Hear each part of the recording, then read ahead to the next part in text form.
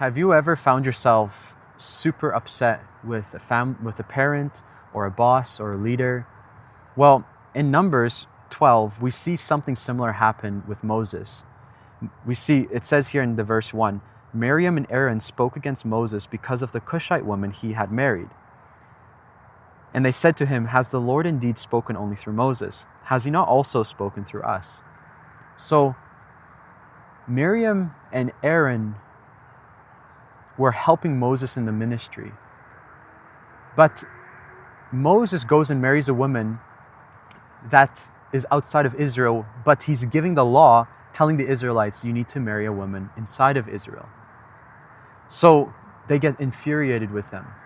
The problem, though, is the grace and the power of God, the authority of God, for them to do what they're doing, to lead and to minister, wasn't flowing directly from God to them. It was flowing through Moses to them, meaning they didn't have any platform. They didn't have any authority if it wasn't for Moses. The grace to carry the Israelites out of Egypt into the promised land was given to Moses. So what happened here, what I learned is we should never regard people according to the flesh. We should never look at people based on the outward appearance. We should always judge and look and receive from people based on the Spirit, based on what God has given them for us.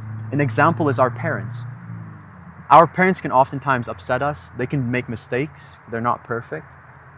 But the providence and the grace that God gives us as children in our family's house flows through our parents.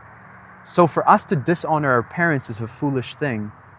Even if they're wrong, even if they make mistakes, we should honor them and love them, not because they're perfect, but because God's grace is flowing through them into our lives. So Miriam and Aaron made a grave mistake, and they paid for it. We see that God comes down, he backs up Moses. He says, if I'm going to show if there's going to be a prophet among you, I will come to them in a vision and a dream. Meaning God's not out there to show who's his people. God's not going to prove to you that this is my prophet. It's our job to discern that spiritually. And he says, to Moses I speak face to face. He's my friend. He's the person I'm close to. He's the person through whom the grace is flowing. And we see that Miriam catched leprosy after that. And Moses prayed for her and it left, but there was consequences for their foolishness, even though they were helping Moses. So let us be wise. Let us be wise stewards and servants, and let us look at each other through the lens of the Spirit and not the flesh.